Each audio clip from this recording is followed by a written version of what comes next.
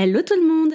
Petit épisode spécial. Cette semaine, pas de pornstar, pas de tag gênant ou de film what the fuck. On se pose en mode chill avec un petit verre de cidre pour un épisode bonus. C'est parti pour la FAQ du n'importe qui. Des câlins, Didier, des câlins. J'ai des tonnes de câlins à t'offrir. Déloque-toi. Tu retires tout, y compris le tampax. Ça manque un peu d'érotisme. Mais je ne suis pas une professionnelle, madame. Je fais ça pour développer ma personnalité. Vous savez, je les connais, les filles de votre genre. Oh, ben c'est joli ce que vous me faites voir là. Si on faisait une petite partouze. Oh, moi plus de trois, j'ai jamais essayé. Pour achever cette première saison, on vous a demandé de nous envoyer toutes les questions qui vous passaient par la tête sur Instagram. Et vous avez répondu à l'appel. Si vous écoutez l'émission depuis maintenant 1 an, vous savez que nous sommes des adeptes de la catégorisation, donc nous avons catégorisé vos questions. Et on va commencer par tout ce qui concerne le personnel. Qui sommes-nous? Que faisons-nous dans la vie? Voilà, tout ce genre de petits questionnements qui reviennent de temps en temps, en vrai, dans l'année. On va commencer par le classique du classique. Quel âge avez-vous? Jade, quel âge as-tu? J'ai 26 ans, bientôt 27. J'aurai 27 ans le 9 septembre, le jour de diffusion du premier épisode de la saison 2 du N'importe qui. C'était l'instant promo dans mon propre podcast. Et toi, Mina, quel âge as-tu? Eh bien, sachez qu'à l'instant même où on enregistre cet épisode, je viens d'avoir 28 ans. Que faites-vous dans la vraie vie de la réalité véritable? Eh bien, moi, je suis assistante de communication. Je travaille dans la culture et je fais de la com. Voilà, je pense que je peux m'arrêter là. C'est assez générique. Oui, bon, ça répond à la question. question. Je ne vais pas rentrer dans les détails, ok? C'est ma vie privée, merde. Eh bien, moi, je suis chargée de production dans le milieu de l'animation, soit du dessin animé. Voilà, et je pense continuer à travailler dans l'animation jusqu'à ce que mort s'en suive. Il y a beaucoup de personnes qui nous ont demandé aussi comment on s'est connus. Alors, on a déjà répondu d'abord à cette question chez Talk. C'est pas compliqué, en fait. J'étais dans le métro, et j'ai vu Mina, j'ai fait hey, « Mademoiselle, vous êtes charmante, vous avez un 06 » et elle m'a donné son 06. Et Ouais, parce que j'adore quand on m'aborde dans le métro. C'est vraiment un truc, ça me fait vibrer, quoi. Ouais, j'ai un peu forcé, franchement, ça va. J'ai forcé que 30 minutes cette fois-ci. Tu m'as juste suivi pendant 2 heures jusqu'à chez moi. Ouais, c'est ça. Ouais, c'était... J'étais un petit peu stressée, mais tu sais, un petit peu excitée quand même. C'était d'être suivie par un inconnu comme ça. C'est ça. Et du coup, voilà, on s'est plus jamais quitté. Non, en réalité, comme tu disais, on a déjà répondu à cette question chez Talk. Nous sommes connus parce que nous avons fait la licence professionnelle de journalisme à Paris 8. Big up Paris 8. Big up. Big up. Et on s'est connus là-bas, du coup, on a fait nos études ensemble en journalisme. Il y a 5 ou 6 ans? Oh oui, tu sais, le temps passe vite, Je pense qu'on peut dire 5 ans au moins. Ah, ça ne rajeunit pas. Je pense que c'était en 2014. Ouais, je crois que j'avais 20 ans. Donc ouais, c'est ça, c'est il y a 6 ans. À la claque. Quelle a été la réaction de vos proches quand vous avez lancé le podcast? Eh ben moi j'ai tardé à le dire à mes proches, parce que à ma famille en tout cas, j'ai mis beaucoup de temps parce que je savais pas trop quelle allait être la réaction. Surtout que j'ai jamais parlé de ma passion pour le porno à ma famille. En général, on n'en parle pas trop. Donc j'ai mis au moins 6 mois avant d'en parler, et elle a été extrêmement positive. Parce qu'ils ont eu le temps d'écouter ce qui était sorti et de voir ce qu'était le podcast, et que je suis pas juste à dire sur quoi je me branle et tout. Donc en vrai au final ça a été hyper positif au niveau de la famille, qui ont partagé aux amis d'amis, des amis d'amis encore et encore. Et au niveau de mes potes c'est pareil quoi, très bien reçu, parce qu'ils savent par contre eux que j'ai une passion porno. Donc plutôt positif. Bah écoute, plutôt positif pour moi aussi. Moi je t'avoue que j'ai sorti ça à mes parents même avant qu'on enregistre le premier épisode. J'ai fait papa, maman, j'ai fait des études de journalisme et je vais faire un podcast sur le porno. Ça a été bien reçu. Je pense que mes parents sont des personnes très ouvertes. Après je crois qu'ils n'écoutent pas du tout. Donc ils ont dû écouter quelques épisodes au début et ils ont arrêté d'écouter après. Enfin je crois que mon frère il commence un petit peu à écouter. Mais dans mon entourage de manière générale, mes potes et même au travail, j'en ai même parlé au travail, c'est très bien reçu quoi. Comme c'est un sujet qui concerne plus ou moins tout le monde, donc on connaît d'une manière ou d'une autre, c'est pas vu de manière très négative. Et je pense qu'on travaille aussi dans le genre de milieu où c'est pas trop cliché, et où quand on leur explique le concept de l'émission, voilà, ça explique pourquoi on le fait, et jusqu'à présent, ça se passe bien. Petite question qui m'a beaucoup fait rire aussi. Est-ce que vous voulez faire du porno? Alors, je vais pas répondre positivement à cette question, mais je vais pas répondre négativement à cette question, dans le sens où on a découvert Erika Lust, et c'est vrai que la manière dont c'est filmé... Alors, faire du porno, ça dépend. Est-ce que je vais faire du porno derrière ou devant la caméra? Devant, franchement, je me dis... pourquoi pas, ça veut pas dire que je le ferai un jour, hein, je vous préviens tout de suite, j'ai pas encore ouvert ma page OnlyFans. Mais derrière la caméra, je suis hyper intéressée par tout ce qui est production, tout ce qui est réalisation, et j'aimerais bien pouvoir un jour, pourquoi pas, aller à Barcelone pour rencontrer Eric Callas. Tu vois, vraiment, ça m'intéresse en fait, toute cette démarche artistique d'auteur, ou même en France, on a Olympe de G, on en a vraiment plein. Et j'aimerais bien m'intéresser plutôt à la fabrication d'un porno, plutôt qu'à être actrice moi-même. Et toi, Mina, est-ce que tu as envie d'afficher tes fesses sur l'internet ? Non, afficher mes fesses, ou mon vagin, ou mes seins, ou mon aisselle même, c'est pas trop mon délire. Non, actrice, non.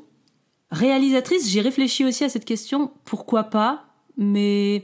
Non, mais par contre, travailler dans le milieu du porno dans les bureaux, dans l'arrière, tu vois, le dessous, ça m'intéresserait de ouf de voir le fonctionnement...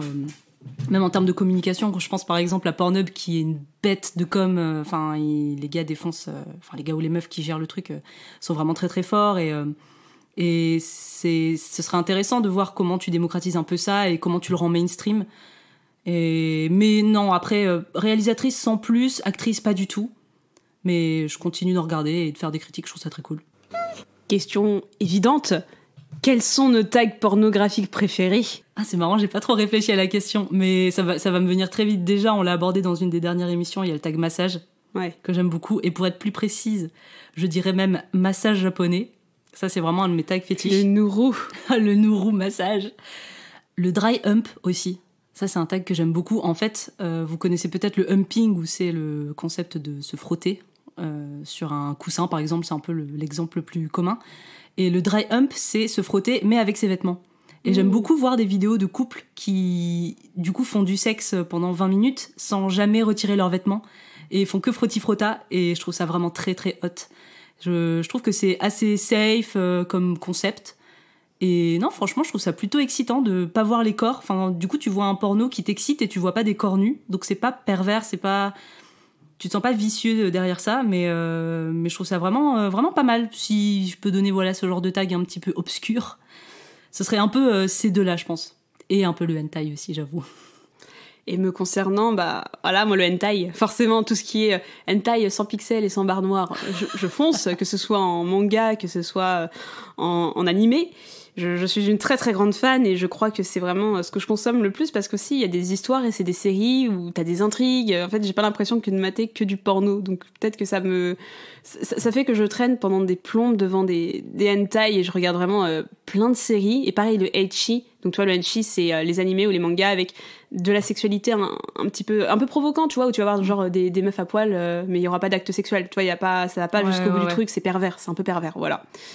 Et sinon, je suis une grande fan. Je crois que je l'ai jamais dit. Je suis une grande fan de Futanari. Ah, mais alors, je pensais pas que t'étais à ce point-la fan que ça ferait partie de ta catégorie de tes meilleurs tags. Pour ceux et celles qui ne le savent pas, le Futanari, ce sont des femmes, souvent des individus de type féminin avec des grosses bites. En fait, c'est des personnages hermaphrodites, mais vous allez pas avoir un individu, ça veut dire pas sexué ou asexué ou de type garçon, ça va vraiment être des femmes méga bonnes avec des gros boobs, comme vous les voyez à Fantasme, avec des énormes bites et des vagins.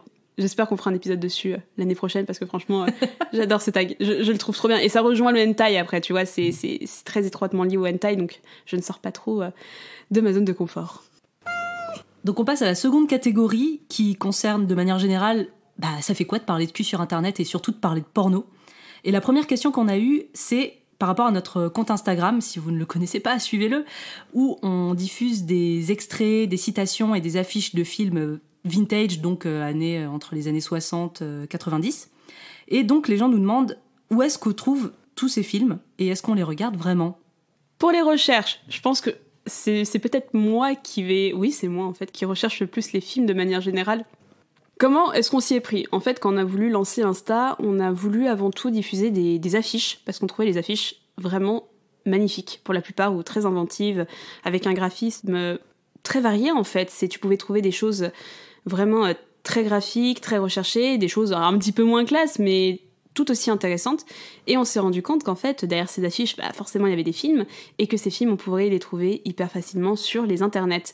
Et on a commencé à faire ça, et c'est en fouillant, je vous dis, c'est des heures et des heures et des jours de recherche pour établir une liste. Pour le moment, on a une liste de plus de 600 films. Après, est-ce qu'on les regarde vraiment ? Eh bien, je peux vous dire que oui, on les regarde vraiment. On s'est vraiment tapé tout le premier confinement à mater une centaine de films pour essayer de trouver les extraits les plus intéressants, les plus drôles, les plus what the fuck, et de trouver des petites citations rigolotes. Donc ouais, on les regarde vraiment. Alors pour vous donner un petit peu la manière dont on regarde, on va pas regarder les 2 heures de film en totalité. Enfin, on va sur la barre de défilement et on va par exemple zapper les scènes de sexe parce qu'on est sur Instagram et qu'on ne va pas mettre de scènes de sexe, c'est évident. Au moins ça dégage. Mais sinon on regarde vraiment tout, sachant qu'ils sont la plupart du temps en anglais. On a des films français, mais du coup on regarde aussi beaucoup de films américains pour la plupart. Mais on regarde vraiment tout. Et c'est plutôt rigolo, ça fait une sacrée filmographie. Est-ce que vous avez eu des demandes ou des commentaires déplacés, donc majoritairement sur Instagram ? Je pense que de manière générale, on peut dire qu'on n'est pas trop emmerdé là-dessus. Non, même pas du tout. En fait, on n'a jamais eu... Je crois qu'on a déjà eu quelques dick pics, mais très rapidement, tu vois, en fait, comme... déjà, on parle de porn, donc c'est pas des choses, moi, qui m'ont agressée, tu vois. On a un contenu ouvertement sexuel, donc... Oui. Ça me choque pas en fait de recevoir des trucs comme ça, même si c'est pas agréable, faut dire ce qui est, ça m'a pas surprise.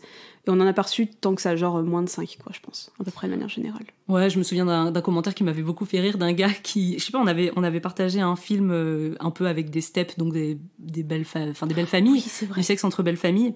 Et il y a un gars qui nous répond via ce post en disant ah, j'adore ce film, c'est vraiment trop bien. Et je sais plus, une chose en amenant une autre dans la discussion, il finit par nous dire qu'il regarde souvent ça avec sa belle-fille ou sa fille. Ouais, c'est ça. Et du coup, on va dans les DM, on s'est dit mais attends, on va parler à cette personne. On avait envie de savoir. C'était vraiment un petit peu de curiosité. On voulait comprendre un petit peu tout ce qui entourait le step, parce que c'est vrai que le step, c'est un tag qui est vraiment très présent dans l'industrie pornographique. Et moi, j'ai envie de rencontrer des gens, j'ai envie de comprendre et voilà, essayer de m'intéresser. Et du coup, on a interrogé cette personne qui nous a envoyé des photos soi-disant de sa belle-fille. Voilà, allant de plus en plus loin, et on a coupé court à la discussion. Voilà. Sur le coup, ça nous fait rire, mais on a vite déchanté. C'est dommage parce que c'était plutôt rigolo. On reste sur Instagram et on nous a demandé si on a déjà eu des problèmes de signalement et de censure. On en a eu qu'un. En fait, on a eu un cas de censure, je sais pas si c'est vraiment du signalement. C'était sur une vidéo qu'on a postée en décembre, si je me trompe pas. C'était pour le film, c'est Candy quelque chose, je sais plus comment ça s'appelle. Bref, la vidéo, c'est une femme qui est nue, mais vraiment, on voit rien du tout. On avait vraiment fait attention à flouter, on la voit de loin. C'est une vidéo très vintage, donc on voit vraiment rien au détail. Et elle se fait recouvrir de chantilly et de chocolat. Sur une musique très rigolote, d'ailleurs. Sur une musique très rigolote, et franchement, la vidéo est vraiment très drôle. Et on s'est fait striker. Ouais.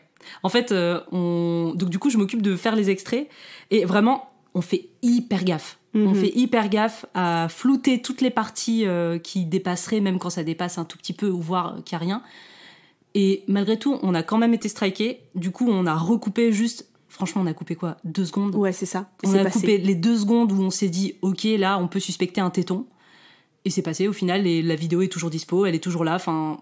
Et on n'a jamais eu d'autres soucis après, sachant que tu vois, cette vidéo-là, je peux m'attendre à me faire strike, mais je m'attendais pas à cette vidéo-là. Je pense qu'il y a des vidéos qu'on a mis qui étaient plus osées, même si de manière générale, nos vidéos ne sont pas osées. Moi, je trouve, franchement, elles sont plus rigolotes qu'osées. Les seules choses osées, c'est, on va voir une paire de seins nus, ou peut-être un sexe, on floute, on rajoute un emoji dessus, enfin, on fait hyper gaffe à ce qu'il n'y ait pas de zone visible.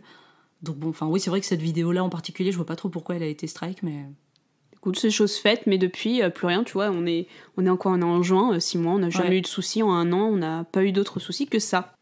Est-ce que c'est compliqué de trouver des invités ? Pourquoi est-ce qu'il n'y a pas de pornstars qui sont invités ? Et notre invité rêvé. 3 questions en une. Alors, première question d'abord, est-ce que c'est compliqué de trouver des invités ? Bah, franchement, ouais. Parce que parler de porno, c'est pas à la portée de tout le monde, et franchement, je le comprends tout à fait. Et puis, tout le monde n'a pas forcément envie d'être assimilé à un contenu comme ça. Mais ouais, c'est compliqué, hein. Franchement, c'est la chose la plus galère qu'on ait à faire sur le long de cette première saison. Ouais, je suis d'accord, et c'est pas faute d'avoir essayé. Souvent, dans le monde du podcast ou même de la culture, je pense de manière générale, quand vous êtes des nobody comme nous, parce que nous ne sommes pas des célébrités, pas encore, bah, les gens nous foutent des vents, hein. On s'est pris des tornades dans la gueule, on vous raconte pas. Hein. Des vues. Ah ouais, des vues, en veux-tu, en voilà. Et c'est vrai que c'est plus compliqué parce que, de 1, nous ne sommes personne, donc nous n'avons pas forcément de visibilité à apporter à quelqu'un. Et de 2, nous parlons d'un sujet qui est tout de même délicat. Et comme tu dis, on respecte le choix des gens de ne pas vouloir participer à ça. Mais juste, répondez-nous non. C'est pas très grave, on le comprendra. Soyez polis, s'il vous plaît. La deuxième question était, pourquoi est-ce qu'il n'y a pas de pornstar ou de gens issus de l'industrie du porno qui sont invités dans l'émission ? parce que c'est vrai que nous, dans l'émission, on se place du point de vue d'un consommateur de pornographie. On veut pas quelqu'un qui va en fait nous expliquer et répondre à toutes nos questions d'un coup comme ça, et va pas forcément amener d'interrogation derrière. Ou faire sa promotion aussi. Ou faire sa promotion, ouais. C'est vrai qu'on a déjà contacté des gens qui nous a dit qu'ils étaient plus intéressés pour faire leur promotion qu'autre chose. Mais c'est vrai que nous, on est intéressés par le côté découverte. Et si vous prenez quelqu'un qui est issu du porn, il y a des grandes chances que ce dont on va parler, ils le connaissent déjà, ils connaissent les ficelles, et ça va pas forcément être une discussion aussi neutre, entre guillemets, que ce qu'on peut apporter. En tout cas, moi, j'aime être dans la découverte, même si c'est des sujets que je connais déjà, je découvre toujours des choses.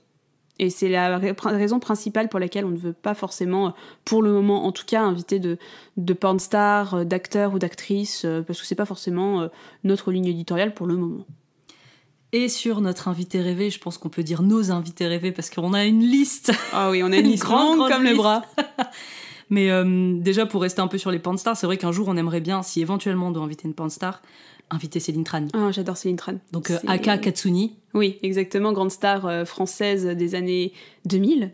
Et on vous conseille vraiment de lire son livre qui est « Ne dis pas que tu aimes ça », qui est un livre qu'elle a sorti aux éditions Fayard et qui retrace vraiment toutes ces années de pornstar. C'est un livre génial. Je vous le conseille. Si cette industrie vous intéresse et si la pornographie des années 2000 vous intéresse, allez lire ça. C'est super intéressant. Sinon, Monsieur Poulpe. Monsieur Poulpe, évidemment. Monsieur Poulpe, si tu nous entends. Voilà. Coucou, Monsieur Poulpe. Écoute, tu es invité. Tu nous envoies un DM, tout ce que tu veux, il y a pas de souci, tu viens. On t'accueille avec plaisir. On aime beaucoup son émission Crac Crac. Après, qui est-ce que j'aimerais bien inviter de manière générale? Autre invité qu'on aimerait beaucoup avoir dans le N'importe qui, c'est Clemity Jane.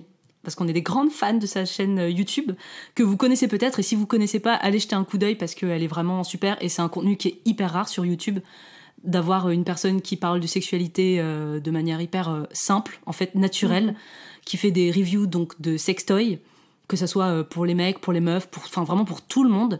Et on adore, on aime vraiment Clemity Jane. Donc si tu nous entends, écoute, c'est pareil, tu es la bienvenue. Et dernière personne, au pluriel, nous sommes avant tout des cinéphiles. Nous allons beaucoup au cinéma et nous sommes, je pense que vous l'entendez dans nos émissions passionnées de cinéma, on s'est forgé une petite culture et moi-même j'ai été chroniqueuse ciné pendant un temps.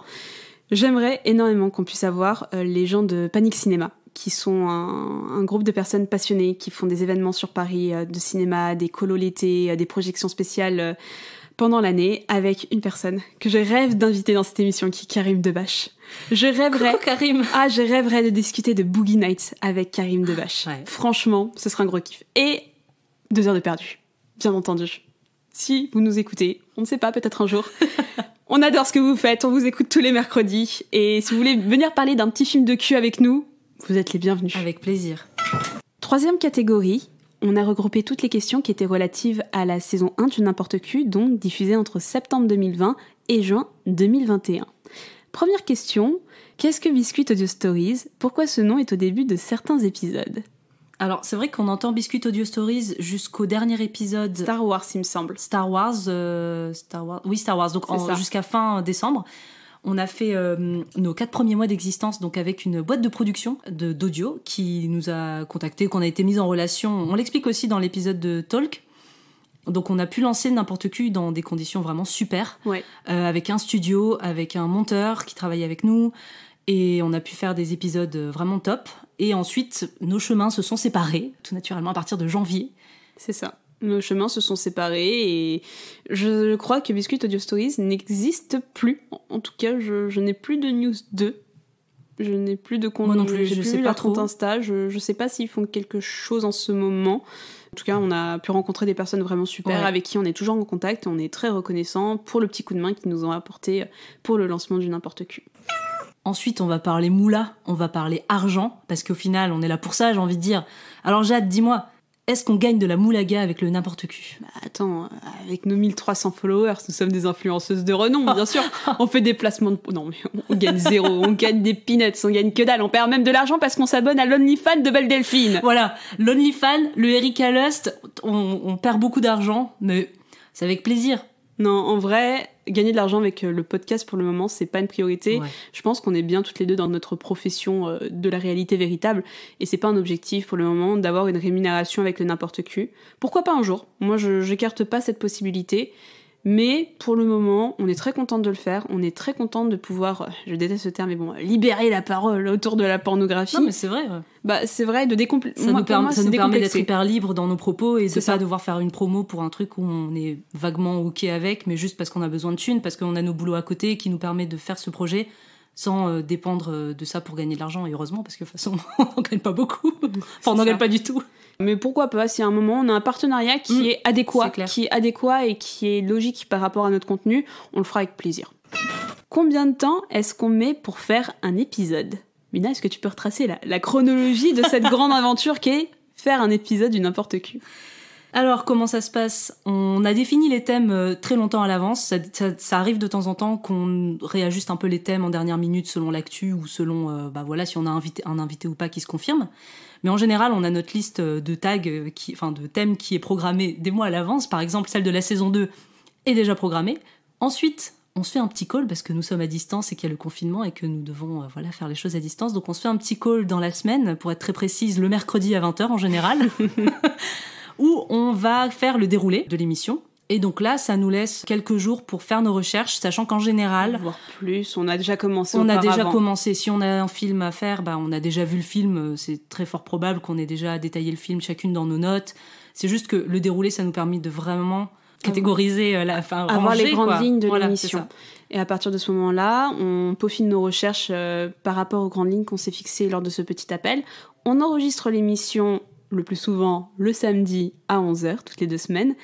On enregistre à peu près 1h30, 2h d'émission. Vous en avez que 50 minutes. Croyez-nous, on monte. Sachant qu'à la base, on avait prévu 30 minutes d'émission. Ah ouais, donc bon. Non, mais je crois qu'on a dû les respecter pour même pas un quart de la saison en vrai. Moi, j'aime bien les formats longs.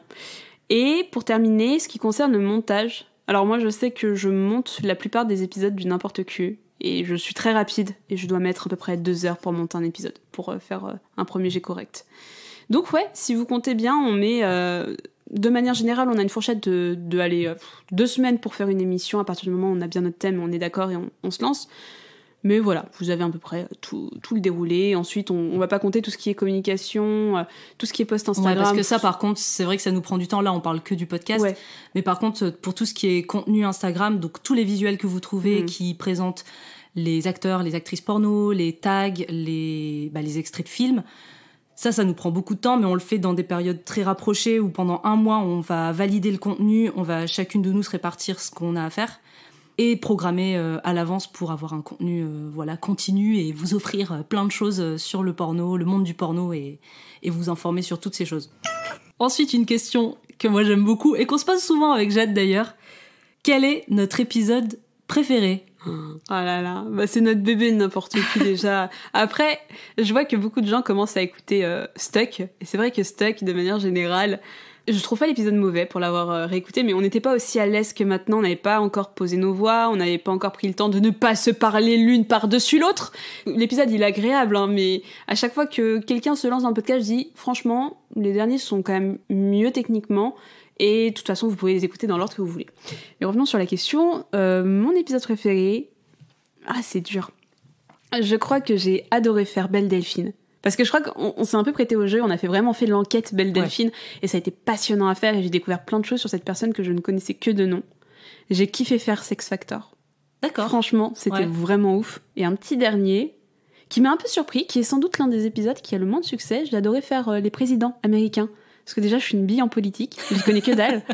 Et j'ai trouvé ça super intéressant. C'est vrai que c'était l'un des quelques épisodes qu'on a pu replacer dans l'actualité, vu qu'on l'a sorti, je crois, soit le lendemain, soit juste avant la nomination, enfin la prise de pouvoir, c'est ça. Prise de pouvoir de Joe Biden. De Joe Biden. Merci, la politique, je vous dis, la politique. L'investiture de Joe Biden, et c'était super intéressant en fait de voir un autre type de traitement médiatique que le SNL, les émissions, les parodies américaines. Et vraiment dans le porno, c'est tout aussi politique, c'est tout aussi dénonciateur, et c'était très intéressant de voir en fait une autre type de parodie, d'un autre genre très particulier et qui n'est pas accessible à tous, mais c'est intéressant de voir qu'on a son mot à dire également en politique dans le porno. Moi je pense que le premier qui me vient en tête, c'est vraiment l'épisode sur les furries. J'aime beaucoup cet épisode parce que j'ai appris beaucoup de choses. Je connaissais de loin, comme beaucoup de gens, je pense, le fandom furry. Ces gens donc qui s'habillent en animaux anthropomorphes. On part avec beaucoup d'a priori, je pense que ça a été le cas de beaucoup de personnes qui ont écouté l'épisode. Alors ça a été les recherches peut-être les plus difficiles, mais hyper intéressant. Ensuite, un épisode que j'ai adoré enregistrer, alors que pourtant j'ai été déçue du sujet, c'était Emmanuel. Oh putain, mais j'étais tellement... Je me souviens, je t'avais appelé, j'étais vénère après avoir vu le film, j'étais furieuse. J'étais hyper contente de le voir parce que je l'avais jamais vu et que c'est un culte dans le cinéma érotique. Et la déception était tellement forte que j'étais contente de pouvoir un petit peu me lâcher pendant l'enregistrement de l'émission, donc c'était assez satisfaisant. En plus que y avait beaucoup de choses à raconter sur l'épisode, sur l'aventure Emmanuel et l'histoire. Et le dernier épisode que j'ai adoré, je pense que c'est les religions. Ah ouais? Ouais, parce que c'est un tag hyper famous, hyper tabou. J'aime beaucoup les trucs un peu tabous dans le porno, évidemment. Et là, c'était vraiment le cas. C'était hyper dark, quand même, comme émission. Enfin, c'est pas l'émission qui était dark. Le sujet était dark et ce qu'on a vu était quand même assez particulier. C'était hyper intéressant de voir l'influence qu'a la religion sur le porno et forcément sur la pop culture et inversement. Enfin, donc c'est vraiment un épisode que j'ai beaucoup aimé faire. Quel a été l'épisode le plus difficile à faire en termes de recherche et de visionnage? Oh là là. Oh là là. Il y en a beaucoup. Non, il y en a pas beaucoup. Il y en a pas beaucoup. Moi, j'ai mes 2 traumas. Mes 2 traumas, c'est les furies. Ouais, comme on l'a dit. Ouais. Qui m'a mis mal à l'aise. Pas parce que le fétichisme me met mal à l'aise, parce que je n'aime pas les gens dans les costumes. Mais de manière générale, comme je l'explique dans ma chronique dans l'épisode, je n'aime pas genre les gens à Disney, à Astérix qui sont dans... Je déteste ça, je trouve ça glauque. Je n'aime pas ça. Donc du coup, furie, c'était un peu un no-go. Après, j'ai adoré faire l'épisode, j'ai découvert plein de trucs comme toi, mais juste, voilà, c'est quelque chose qui me met mal à l'aise, même dans la vie de tous les jours. Et le deuxième, bien entendu, c'est les princesses Disney. Oh là là, ça... Je vais dire la même chose. Bah oui, non mais on le sait, Marine aussi, ça l'a mis mal. Hein. Ouais. Ça a été dur, hein. Peut-être parce que c'est un sujet qui touche notre enfance, mais putain, ça a été dur. Ouais, moi c'est pareil, de toute façon, la même chose. Fury, pas parce que j'ai un trauma vis-à-vis des mascottes, mais parce qu'il y a eu beaucoup de recherches qui ont été très longues à faire, parce qu'il y avait beaucoup d'articles scientifiques, enfin, moi j'en ai lu pas mal. Forcément, ça dérive un petit peu sur la zoophilie aussi, donc beaucoup de recherches, pas de visionnage, je vous rassure, mais des recherches sur le sujet, des articles, des faits divers, des choses comme ça. Et pareil, les princesses Disney, parce que, je vous dis, moi dans le porno, franchement, il en faut beaucoup pour me choquer. Je suis d'accord. Et les trucs genre Stuck, Step, c'est franchement, bon enfant. C'est bon enfant. Moi, j'aime bien. Parfois, ça m'excite même un petit peu, j'ose le dire. Mais les princesses Disney, non, c'est un no-go, quoi. Franchement, il y a rien qui m'a excité dans tout ce que j'ai vu. Et vous nous avez demandé aussi quel a été l'épisode le plus écouté de toute cette première saison. Eh ben, on va vous le dire, on a un best-seller, messieurs, dames, qui est l'audioporn avec Alix Martineau de Mademoiselle. Coucou Alix. Coucou Alix, si vous ne la connaissez pas, allez écouter ses podcasts. Moi, j'adore Afficher, qui est sur le féminisme et les femmes dans les séries télévisées et le cinéma, qui est vraiment super. Donc, n'hésitez pas à aller écouter un petit peu ce qu'elle fait. Et ouais, enfin, l'audioporn, je pense parce que l'audioporn, de manière générale, en France, il y en a beaucoup qui en consomment. On pense à plein de choses, à Vox, à Cox, pour le penchant masculin, Contrôle X, Colette se confesse, et plein d'autres. Mais c'est vrai que c'est un sujet, du coup, qui a été très écouté. Enfin, l'épisode, il est très écouté tous les mois, quoi. C'est celui qui a le plus de succès. Je pense aussi que ça offre une alternative, en fait, l'audioporn. Peut-être que les gens qui nous ont écoutés, si vous nous avez découvert d'ailleurs avec l'épisode sur l'audioporn, n'hésitez pas à nous dire comment vous l'avez découvert et pourquoi vous l'avez écouté, en particulier celui-ci, parce que ça nous intéresse vraiment. Et moi je pense qu'il y a aussi ce côté alternatif un peu plus safe qui fait du bien par rapport au porn vidéo et un peu plus hardcore, quoi. Dernière question pour cette catégorie. Pourquoi vous mettez très souvent des extraits d'OSS 117 ? Parce que c'est génial, OSS 117, enfin je vois pas pourquoi on a besoin de justifier ceci. Je suis fort d'accord. En fait, je me dis, j'aimerais trop mettre des extraits de Kaamelott également. Mais OSS 117, dites-vous une chose, c'est qu'on aurait pu en mettre beaucoup plus. Oui, on aurait pu en mettre plus, on s'est un peu retenu, mais à chaque fois on en a mis qui correspondaient au sujet, donc ça va. Ah ouais. Mais c'est pas fini, hein. En plus là, il y a 2 OSS 117, il y en aura bientôt un 3e, donc ça se trouve il y en aura des nouveaux extraits à mettre. Le 3e, hein, voilà. Mais ouais, franchement, on aurait pu en mettre plus. Et c'est vrai que si on a l'occasion également de caser Cardi B, voilà. On se gêne pas. Entre Hubert de la Batte et Cardi B, il n'y a qu'un pas. On va passer à vos questions qui concernent la 2e saison du N'importe Q à venir, donc début septembre. Est-ce qu'il y aura des invités dans la saison 2 ? Est-ce qu'il y aura Emmanuel Macron ? Écoutez, il nous a envoyé justement un petit DM en nous disant Exactement. que si on avait 10 millions d'écoutes sur un épisode, on serait invité à l'Élysée pour un concours d'anecdotes. Non, je crois que c'est plus notre émission en fait. Non, alors nous n'aurons pas Emmanuel. Il nous a foutu un vent, comme beaucoup d'autres. On est assez déçus parce qu'on aurait voulu... Pourtant, on avait prévu un épisode sur les présidents français. Ah ouais, c'est dommage. Et pourtant, Dieu sait qu'il y a des choses à dire sur eux. Mais non, on n'aura pas Emmanuel Macron. Est-ce qu'il y aura des invités ? Eh bien, Inch'Allah, comme on dit en Bretagne. Mais je pense que oui, il y en aura des invités. Oui. On a déjà une petite liste et des gens, je pense, très sympathiques qui risquent d'arriver dans l'émission. Je pense que vous retrouverez peut-être une personne de la saison 1 qu'on compterait inviter. Mais sinon, oui, on va avoir des invités. On va faire en sorte. Voilà. On va faire en sorte. Est-ce que vous allez parler d'autres fétichismes pour la saison 2 ? C'est quelqu'un qui nous a posé la question, qui a beaucoup aimé l'épisode sur les furies. Bah c'est prévu, on n'avait pas l'intention spécialement de faire énormément de fétichisme, mais bah oui forcément, de toute façon c'est des tags et on fait beaucoup de tags, donc c'est sûr qu'il va y en avoir pendant la saison 2 au moins 1 ou 2. Je sais pas si t'as un fétichisme en tête, Jade ? Moi, c'est vrai qu'en termes de fétichisme, j'aimerais bien faire... Je crois qu'on les appelle les loonies, tu sais, les gens avec les ballons. Mais ça m'intéresse, oui. en vrai. Ah non, oui, pardon, je pensais que c'était les petits poneys. Je me demande si c'est pas le terme qu'on utilise pour les fans de petits poneys extrêmes, les loonies. Ah ouais ? Et je crois qu'on appelle les loonies les gens qui sont un peu fétichistes des ballons. Mais oui, ça, j'aimerais bien, ça, ouais. J'aimerais beaucoup faire ça. Je pense que ce serait très intéressant. Après, fétichiste, j'aimerais bien faire les gens qui écrasent des choses. Ah. Ouais, tu vois, genre de la bouffe ou un petit peu des parties... Enfin, j'aimerais essayer de comprendre. Au-delà de ça m'excite pas. Mais j'aimerais essayer de comprendre. Et toi, t'avais un fétichisme en tête particulier ? Non, mais c'est vrai que celui sur les ballons, les trucs gonflables, il y a beaucoup, des dauphins, les trucs de piscine gonflables en forme de dauphin, en forme de nounours ou quoi. Ça c'est pas mal. J'aurais bien voulu faire ça. Après, je pense qu'on va pas faire les trucs trop classiques, genre fétichisme des pieds, tu vois. Quoique, pourquoi pas ? Pourquoi pas ? Est-ce que ça tiendra une émission ? Je suis pas certaine. Mais ça dépend ce qu'on trouve, en vrai. Voilà, ça dépend ce qu'on trouve. On fera peut-être des recherches de repérage. Et le latex aussi. Parce qu'il y a vraiment des vidéos très chouettes sur le latex. Ouais. Et bon, c'est pas du tout mon délire. Mais il y a tellement de fans de latex. Et il y a vraiment pas mal de vidéos d'Erika Lutz d'ailleurs sur le latex. Je trouve que c'est une catégorie, un fétichisme qui est assez intéressant et très connu. Est-ce que vous avez déjà des thématiques pour la saison 2 ? On en a même 20, Voilà. C'est vous dire. On est des gens qui aimons être très organisés pour pouvoir tenir nos délais, donc on a déjà prévu 20 thématiques. Après, rien n'est dit qu'on va pas changer une ou deux thématiques, c'est fort probable, comme tu disais tout à l'heure par rapport à l'invité ou l'actualité. Allez, on va vous lâcher des petites exclus pour la saison 2. On a prévu de parler d'un thème que moi j'avais très envie de faire et qu'on n'a pas eu le temps de caser en saison 1, qui est les sex dolls. J'ai très envie d'en parler et il y a plein de choses à dire. J'en ai très peu vu en plus. Donc, j'en ai vu plein. je suis tombée sur 2-3 chaînes. Enfin bref, on va pas faire l'émission maintenant, mais mais oui, c'est vrai que c'est un sujet très intéressant. Ensuite, on va continuer aussi les parcours d'acteurs et d'actrices porno, en tout cas de gens du milieu, et on va notamment parler du parcours de John Holmes, qui est un acteur vintage que vous connaissez peut-être pas parce qu'il était vraiment très populaire dans les années 80-90. Ouais, c'est ça. Et c'est même vraiment 70. une méga star du porno, c'est Rocco Siffredi de l'époque. Et voilà, c'est un parcours très intéressant et tellement intéressant. Plein d'aventures et très intéressant. Et il a trempé dans l'illégalité, il lui est arrivé plein de merde. Enfin, c'est vraiment un parcours un petit peu à la Belle Delphine enquête, je pense qu'on va faire. Ça va être vraiment très chouette comme émission.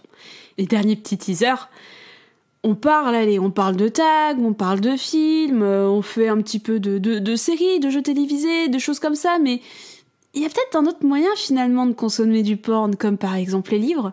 Donc on a prévu de parler potentiellement de bandes dessinées. Il y a des bandes dessinées qu'on a spotées et qu'on aimerait bien évoquer dans N'importe Q pour la saison 2. Et un roman que nous avons acheté. Que nous avons commencé à lire. Ah oui, que nous avons commencé à lire. Ah j'ai envie et pas envie de terminer à la fois. Vous pouvez nous envoyer vos pronostics ou vos envies. On est preneuse également si vous pensez à une littérature en particulier, mais sachez que celui qu'on est en train de lire, il est très très très connu. Vous le connaissez tous de nom et il est particulier. J'arrive pas à trouver d'autres termes. Particulier. Pour continuer dans la lignée de la précédente question, est-ce qu'il y aura un autre épisode sur l'audioporn ? La réponse est oui. Ouais, vous avez vraiment beaucoup aimé cet épisode. On n'a pas pu, en 1 heure, même si on a abordé plein de choses, on n'a pas pu aborder tout ce qui existe dans l'audioporn. Alors évidemment, il y aura une deuxième partie avec plein d'autres podcasts porno, français pour le moment. Ouais. On se demandait à peut-être passer de l'autre côté de l'Atlantique. Mais pour le moment, en fait, il y a tellement de choses. En fait, ce qui était très drôle, c'est que quand on a commencé à faire la com autour de l'épisode sur l'audioporn, il y a plein de podcasteurs qui font de l'audioporn, qui sont venus nous voir en disant « Ah, bah vous parlez pas de nous !» Et on a fait « Bah ouais, mais on peut pas connaître tout le monde, en fait. On n'a pas le temps de parler de tout le monde. » On a déjà évoqué pas mal de créateurs francophones dans le premier épisode. Bah, il restera un second épisode pour en parler, pour évoquer les autres. On pense à Colette se confesse, Ouais. encore une fois, qui était venue nous voir. On l'avait vraiment très rapidement évoqué dans le premier épisode, mais on a envie de creuser un petit peu ça. Sans doute Plus Sexe la vie de Control X, que Oui. toi tu as écouté, moi je n'ai pas encore Que écouté. j'ai écouté, et vraiment c'est un teasing, mais si vous avez envie de soutenir ce genre de démarche, écoutez-le parce que c'est vraiment super. En tout cas, moi j'ai vraiment adoré. Moi j'attends cet épisode justement pour écouter ça, et il y aura d'autres créateurs qu'on a un petit peu repérés ou qui sont venus nous parler, qu'on évoquera sans doute lors de ce deuxième épisode. Et dernière question pour cette catégorie sur la saison 2, est-ce que vous allez parler d'autres formats comme des jeux vidéo, des livres, etc. On a déjà répondu pour les livres, donc oui, ça va venir. Les jeux vidéo, oh là là, oui, oh ce oui, on serait aimerait bien. Un grand plaisir. Alors faut voir niveau organisation parce qu'un jeu ça prend du temps quand même à se faire. Ça se regarde aussi un jeu. Ça donc, se regarde, ça demande un investissement différent que de regarder des trucs ou de lire un livre. Franchement, moi j'aimerais trop, j'aime beaucoup jouer et du coup il y a quand même pas mal de jeux qui surfent sur la sexualité, sachant que voilà, le jeu vidéo à la base, tous les gens le marketing, le machin, ont considéré que c'était un truc pour les mecs et que du coup il fallait des gros nibards et des belles meufs à poil. Donc ouais, il y a des choses à dire sur la sexualité et le jeu vidéo, et franchement, ce serait trop bien qu'on en fasse. Il y a plein de jeux. Moi, je rêverais. Je veux jouer à Catherine Full Body. Je rêve de jouer à ce jeu qui a l'air absolument incroyable. Et il y a des jeux. Je pense à des jeux que j'ai même découverts sur Pornhub, tu vois, qui sont pas centrés sur la sexualité, mais qui ont en fait un aspect très important sur la sexualité.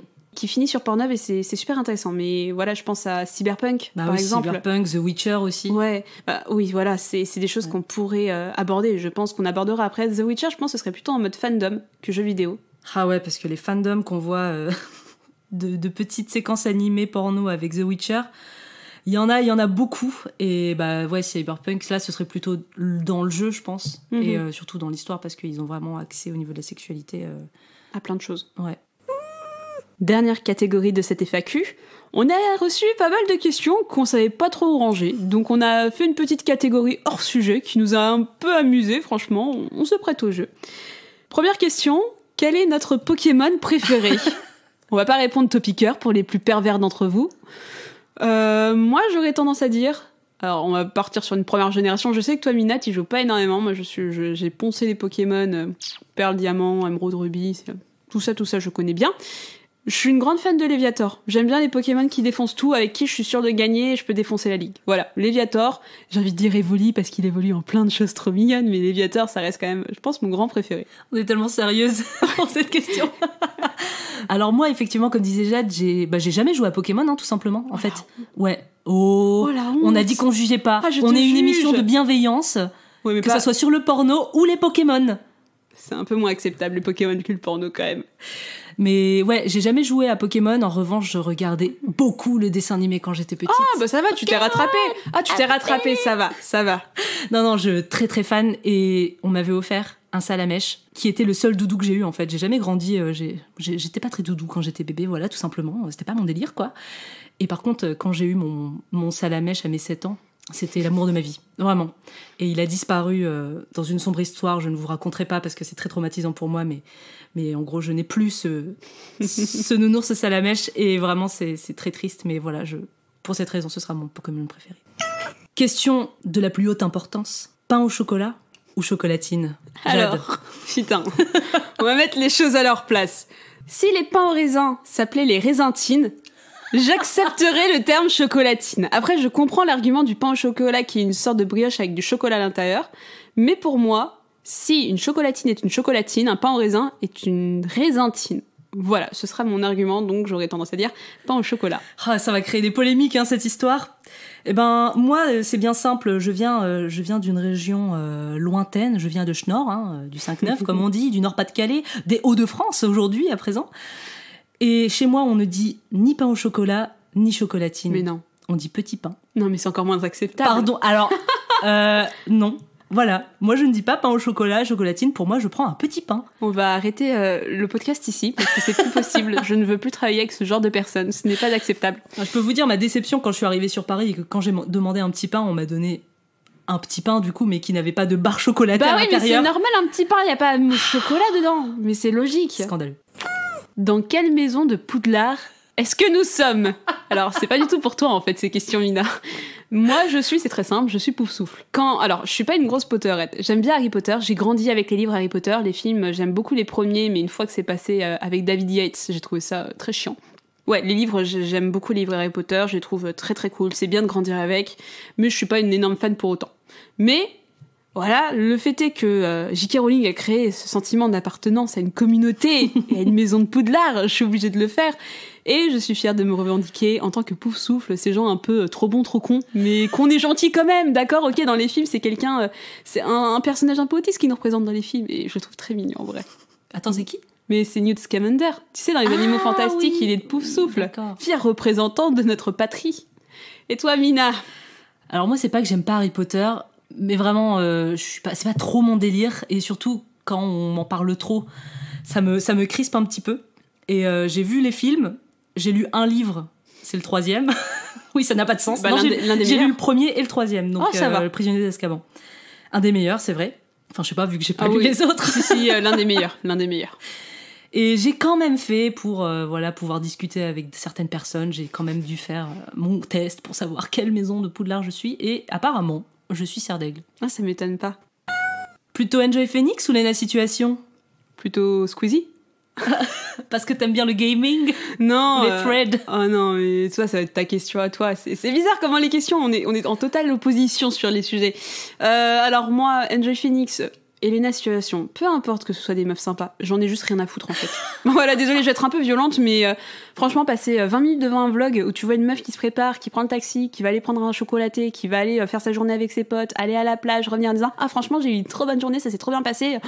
Désolée, mais j'ai en fait autre chose à regarder, quoi. Peut-être que je peux regarder des choses qui, moi, m'intéressent davantage. » Ouh. Voilà, avec un peu plus de profondeur, même si je pense que c'est plutôt Enjoy Phoenix qui fait des vidéos un peu plus, je veux dire, de fond, enfin, qui essaie de s'intéresser à des sujets, d'après ce que j'ai compris, un petit peu plus écologiques, bon, je veux dire très rapidement politique, hein, pour ce que c'est.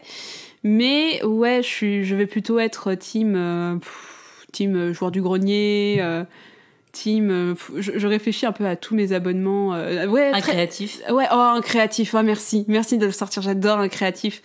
Mais ouais, plutôt dans le gaming, moi me concernant, de manière générale, je regarde pas mal Twitch. Pas trop youtubeuse beauté, un petit peu lifestyle. Si, j'aime beaucoup une youtubeuse un peu lifestyle qui est Zoé Vidéo, qui est une personne qui a vécu au Japon et qui raconte un peu toute sa vie. Qui est au Japon, elle a vécu aux États-Unis, elle raconte un peu toute sa vie, elle vous explique les différences culturelles avec les Américains, le Japon, et tout ce qui est Japon, Louis-san, Tev, ici Japon. Voilà, je suis plutôt ce genre de choses, mais vraiment les youtubeuses beauté. J'aime bien regarder un ou deux trucs de make-up parce que je trouve ça très joli, mais je passe pas des heures devant, quoi. Ça a tendance à me faire chier. Et toi, Mina? Eh bien moi, écoute, sache que moi c'est pareil, mes abonnements YouTube, tu vas trouver que du jeu vidéo, notamment L'Inquiétéracide, que j'adore. Oh, ouais. Et donc beaucoup de jeux vidéo, mais j'avoue que je regarde de temps en temps ces youtubeuses avec lesquelles j'ai pas forcément grandi, mais il y a des périodes où je les suivais et que je continue à suivre un peu occasionnellement pour... J'aime bien me tenir un peu au courant de l'actualité et de l'écosystème des youtubeurs et des youtubeuses françaises. Et ça paraît très sérieux quand je dis ça, mais c'est très vrai. Et du coup, j'aime bien savoir ce qu'elles font, les promos, les trucs qui se construisent, comment ça évolue, le public. Moi, je suis plus Enjoy Phoenix si je devais vraiment choisir entre les deux, parce que je suis plus âgée et que voilà, je ne suis plus dans la cible de Lena Situation. Je suis une vieille personne. S'il fallait vraiment choisir, ce serait Enjoy Phoenix. Game of Thrones ou Lord of the Ring? Alors là, on va trancher très rapidement. Ça, ouais. On va être raccord. Là, on va être raccord. Lord of the Ring, Seigneur des Anneaux, évidemment. Ah mais oui, mais la question se pose même pas. Non, j'ai envie de dire, sachez que chaque année, nous allons au marathon Seigneur des Anneaux au Grand Rex. Faire des nuits blanches de 12 à 13 heures. En version longue. En version longue, avec 2500 personnes qui applaudissent dès qu'un personnage apparaisse, qui gueulent les répliques. Ça manque. Oh ouais, de ouf. On est vraiment des grosses ponceuses du Seigneur des Anneaux. Mais genre vraiment, je crois que c'est... quand j'avais 12-13 ans, je crois que c'était mon film préféré. J'étais toujours en décalage avec les gens de ma génération.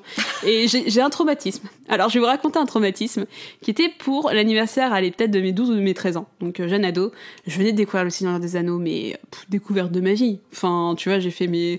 Pourquoi est-ce qu'on va me foutre des merdes pour la famille mal faite alors on met le Seigneur des Anneaux de Peter Jackson devant le nez, quoi. Et pour un de mes anniversaires au collège, j'avais invité des copines à la maison et on avait un home cinéma déjà à l'époque. Et j'avais dit, tenez, on va regarder un film tous ensemble. Mes parents ont une règle avec laquelle ils m'ont élevé. L'invité est le roi, il décide de tout ce qui va se passer quand il vient chez quelqu'un d'autre. Ce qui est une règle à la con. Et on devait regarder un film pour mon anniversaire, c'était mon anniversaire, donc c'est moi qui voulais choisir le film. Je choisis, bien entendu, Le Seigneur des Anneaux, les 2 tours. Sauf que je me retrouve face à des personnes qui sont en mode « Ah, mais je sais pas trop, j'ai pas trop regardé, gna gna gna, oh, venez, on va regarder autre chose. » Et du coup, on s'est retrouvés, à regarder Le Monde de Narnia, que j'aime bien en plus comme film, mais tu vois... Ah, moi j'aime bien le premier film. Le premier film, je trouve chouette. Je pensais à Eragon, parce que c'est... Ah non, Eragon, dans la même vibe, mais... Non, avec Tilda Swinton et tout ça, il est chouette, le premier, il est chouette. Mais tu vois, je l'ai très mal vécu. Et ça me marque encore aujourd'hui. J'étais en mode, je vais plus inviter personne. Comme ça, je serai ma propre invitée. C'est moi qui décidera ce que je vais regarder comme film. Et je regarderai Seigneur des Anneaux toute la journée s'il le faut. Ah bah pareil, après le pain au chocolat tout à l'heure, deuxième question de la plus haute importance. Team chat ou team chien? Si vous entendez du bruit en fond de cette émission, c'est parce que je vis avec un être démoniaque qui a 4 pattes, une queue et une petite tête tellement mignonne. Et c'est elle que vous entendez également entre chaque question. C'est ma petite chatte, sans mauvais jeu de mots, c'est ma Cookie. Donc je suis allègrement team chat. J'ai grandi avec des chats, j'aime les chats d'un amour incommensurable et je me vois mal vivre sans chat, sauf si je pars à l'étranger que j'ai pas le choix. Mais en tout cas, je vis depuis 5 ans en colocation avec un petit chat adorable que je prends en photo tout le temps. Et, je confirme. Voilà, et j'inonde mes connaissances de photos de Cookie et elle est adorable. Et on vous le montrera sur n'importe qui, on vous la montrera. Mais vous l'entendez déjà dans cette émission FAQ. Bah moi je suis plutôt team chat parce que je trouve ça beau et doux et gentil et ça sent moins, enfin non, je peux dire ça. Si, tu peux le dire, je suis d'accord avec toi, je te rejoins, tu peux le dire. Oui, je trouve que des fois les chiens ça pue, voilà. En fait j'ai grandi avec des parents qui m'ont toujours dit touche pas, c'est sale, peu importe l'animal, hein. Donc j'ai pas grandi avec un animal en particulier, mais à choisir plutôt team chat. Dernière question de cette FAQ, et c'est une bonne situation ça, podcasteur? Oh bah tu sais, je pense pas qu'il y ait de bonnes ou de mauvaises situations, lol, non, bah oui, bah écoute, une bonne situation dans quel sens? Si c'est dans le sens budgétaire, pas trop. Non, on vous a dit, on a perdu de la thune, voilà. Hein. Mais si on fait une deuxième saison, c'est que vous avez un petit peu la réponse à cette question, mine de rien. Donc non, moi je suis très contente, pour avoir fait un petit peu de journalisme à droite à gauche et pour avoir fait de la chronique. J'aimerais bien lancer d'autres podcasts en plus du n'importe qui. Donc j'ai des projets que je garde un petit peu en attendant que ça se concrétise sur certains aspects de ma vie. Mais ouais, moi je me vois en tout cas lancer d'autres podcasts, lancer d'autres formats, pas forcément sur la pornographie ou la sexualité, mais j'aimerais bien continuer à faire du ciné, des choses comme ça. J'aimerais vraiment, en tout cas, continuer ma petite carrière de podcasteuse. Bah ouais. Il y a plein de trucs qui vont sortir déjà là, la saison 2, ça va être vraiment trop chouette. On aime bien, on adore faire ça, franchement, toutes les 2 semaines, c'est un plaisir d'enregistrer. On a de bons retours, on voit que ça vous plaît aussi, donc non, c'est trop cool. Petit instant émotion, on vous remercie sincèrement de nous avoir écoutés pendant 1 année. Si vous voulez nous soutenir, n'oubliez pas de mettre 5 étoiles ou n'importe qui sur Apple Podcast, c'est vraiment hyper important pour nous, pour notre visibilité, et puis on va pas se mentir... Ça fait grave plaisir avec le petit commentaire qui va avec. Continuez de partager l'émission à vos collègues, à vos boss, à vos cousines et vos mamies. Ah oui. Mais rassurez-vous, c'est pas tout à fait la fin. Avant la saison 2 et pendant tout l'été, chaque semaine, on passe au n'importe clip. Oui! On a sélectionné les clips les plus hot et les plus scandaleux pour déjà vous faire danser tout l'été et vous expliquer un petit peu toutes ces histoires et ce qu'on en a pensé. En attendant, allez suivre notre Instagram @n'importecu pour être au courant de la suite. On se retrouve bientôt. Allez, ciao! Daniel, Julien, la route est longue, hein? Bon voyage, Maurice! Nous préférons rester ici. On va s'en donner à cœur joie. Salut, je vais me faire bourrer toute la journée, j'ai trouvé la queue qu'il me faut. Peut-être est-ce que vous la trouverez vous aussi? Hey, ciao!